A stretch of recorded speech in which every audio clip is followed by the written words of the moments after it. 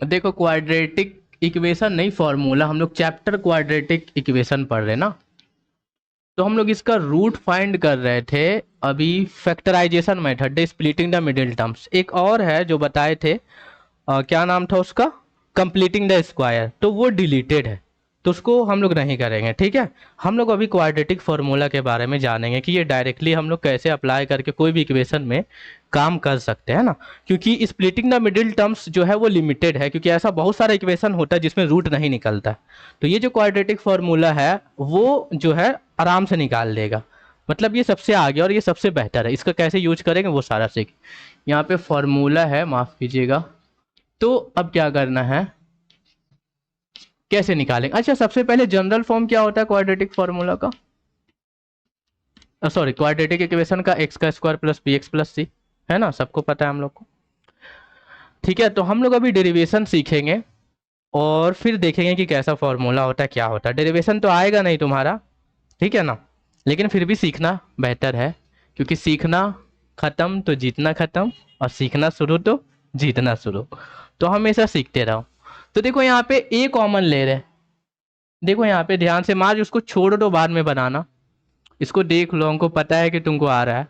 तो अब यहाँ से हम ए कॉमन ले लिए, तो क्या हो गया, एक्स का स्क्वायर, यहाँ पे बी बाय ए एक्स प्लस सी बाय ए। ये समझ आया ना कॉमन कैसे लिए, मतलब यहाँ पे ए था नहीं तो इसीलिए ए नीचे चला गया। अगर दोबारा से इंटू करेंगे तो ए कट जाएगा, यहाँ पे भी कट जाएगा। समझ आ रहा है ना बात। जैसे कि मान लो यहाँ पे 2x का स्क्वायर प्लस 1 है। अब हमको 2 कॉमन लेना है, बट यहाँ पे तो 2 नहीं है, तो हम अपने मन से यहाँ पे 2 दे दिए और यहाँ पे भी 2 दे दिए। अब देखो ये 2 कॉमन ले लिए तो क्या हो गया, एक्स का स्क्वायर और प्लस 1/2, ये भी तो निकला। समझ आया, है ना। तो इस तरह से भी अब हमको लोग कॉमन लेंगे, आगे के क्लास में तुम 11 12 में पढ़ोगे। तो कॉमन सिर्फ अगर रहेगा तभी नहीं ले सकते, हाँ डाल करके ले सकते। तो यहाँ पे हम लोग डाले, तो ये समझ में। अब ए को उधर भेज देते हम लोग।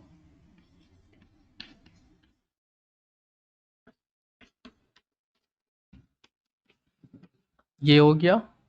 अब देखो क्या करना है हम लोग को, ये देखो ए का स्क्वायर हम इसको ले लेते हैं एक्स। अब हम यहाँ पे क्या करें, देखो 2a b/2a, मतलब b/a एक्स को हम लोग क्या लिखे, 2 × x b/2a, मतलब 2 कट जाएगा तो x बचेगा, b बचेगा और नीचे a बचेगा। तो इसको इस तरह से हम लोग अरेंज किए। समझ आया।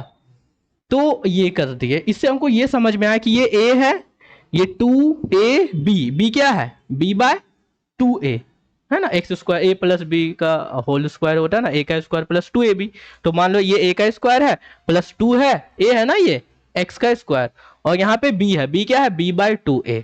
तो हमको समझ में आया कि बी क्या है, b/2a है ना।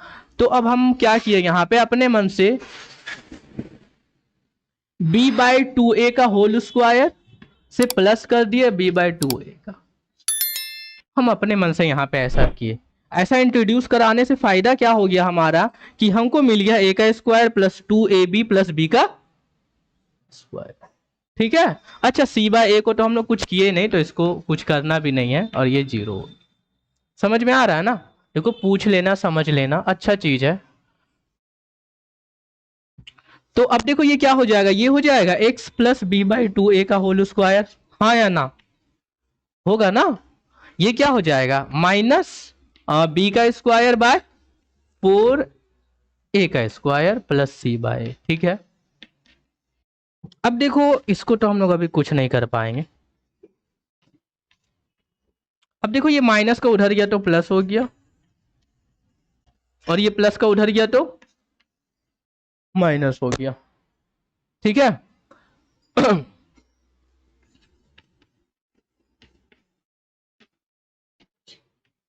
अब देखो यहाँ पे 4a का स्क्वायर है, माफ करना, 4a का स्क्वायर है, तो 4a का स्क्वायर और 4a है, तो इसका एलसीएम लेंगे ना तो 4a होगा, देख लेना लेकर के। मतलब 4a का स्क्वायर और a का एलसीएम लेंगे तो 4a का स्क्वायर होगा, माफ करना। ठीक है, तो 4a का स्क्वायर, 4a का स्क्वायर कट गया तो बचा b स्क्वायर। और यहाँ पे देखो a एक बार कट जाएगा तो बचेगा यहाँ पे -4ac। समझ में आया क्या तुझको, नहीं आया। देखो जैसे कि c/a को अगर हम लोग 4a स्क्वायर के साथ इंटू किए तो a और a कट गया तो 4ac आया ना यहाँ पे, तो वही लिख दिए। ठीक है। अभी देखो कितना मजा आएगा इस तरह के क्वेश्चन अगर हम लोग सिर्फ ऐसे रट्टा मार के पढ़ते हैं बनाते हैं। तो अब क्या हो गया तुम्हारे पास x कहाँ पे, हाँ यहाँ वाला ई वाला, अच्छा ई वाला। हाँ तो यहाँ पे 4a²। अच्छा तुम अगर एलसीएम तुमको लेने आता है क्या? अगर तुम एलसीएम लोगे ना तो अगर a से लोगे तो हो जाएगा क्या, क्या हो जाएगा 4a और यहाँ पे 1 हो जाएगा। ठीक है, और अगर फिर तुम 4a से ले जाओगे डायरेक्ट 1 और यहाँ पे तो a × 4a कर, बस तुम ये समझो कि 4a² और 4a का एलसीएम जो है वो वही आएगा, 4a² ही आएगा। अब देखो ये 4a² और 4a² कट गया तो बचा b²। कौन,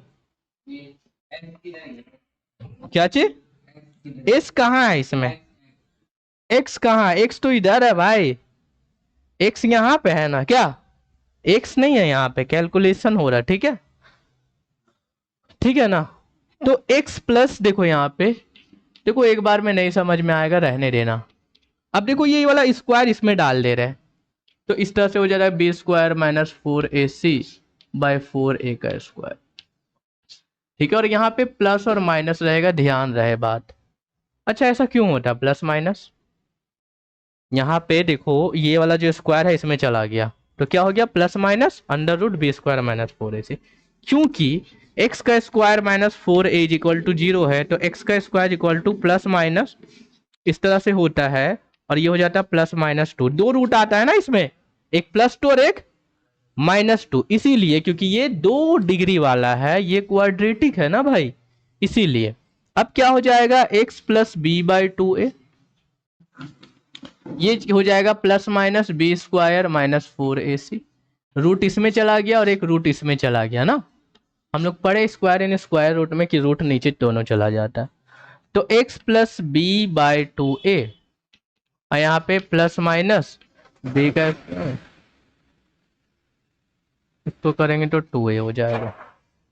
ठीक है, अब ये हो गया, ये प्लस वाला उधर भेज दो तो माइनस, प्लस माइनस,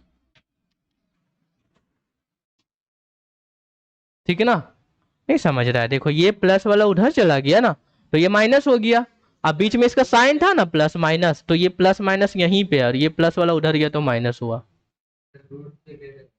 हाँ ई रूट से नहीं निकला, अच्छा रूट से ये नहीं निकला, माफ करना, रूट से ये कैसे निकलेगा, रूट से तो ये निकला ना सिर्फ, रूट से वो कैसे निकलेगा। अब देखो 2a और 2a का एलसीएम क्या हो जाएगा, 2a हो जाएगा तो -b + √b² - 4ac। तो यहाँ पे देखो x का 2 वैल्यू आएगा, एक आएगा क्योंकि ये क्वाड्रेटिक है, तुम पढ़ रहे हो,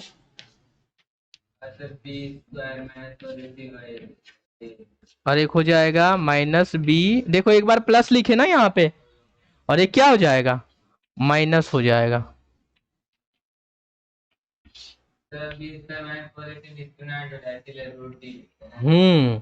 यहाँ तक समझ में आया। तो दिस इज क्वाड्रेटिक फॉर्मूला, इसको तुम अल्फा भी कह सकते हो और इसको तुम बीटा भी कह सकते हो, ऐसे x का 2 वैल्यू आ गया, ये हमारा क्वाड्रेटिक फॉर्मूला।